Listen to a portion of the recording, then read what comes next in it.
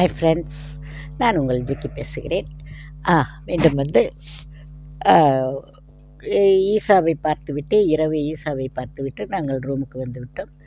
மறுநாள் காலை எழுந்து ஆ, அந்த மாசாணி அம்மன் கோயில்னு சொல்லுவாங்கள்ல, அந்த கோயிலுக்கு கிளம்பிட்டோம்.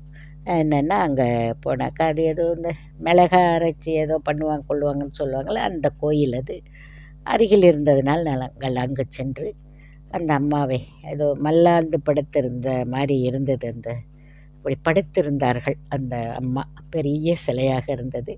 அதை பார்த்தோம். அப்புறம் அங்கே வெளியில் வந்தோம். ஏதோ சுற்றி போடணும்னு அங்கே இருக்கிறவங்க அப்படியே அது எல்லோரும் பண்ணுவாங்க போல்.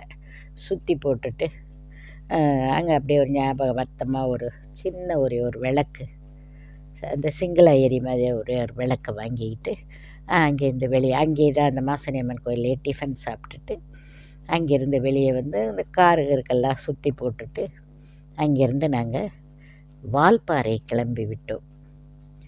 வால்பாறைக்கு சென்று அங்கு மலை மேல் போகலாம் என்று எல்லோரும் சொன்னார்கள். ஆகையால் அங்கு கிளம்பி விட்டோம். அடுத்த வீடியோவில் சந்திப்போம்.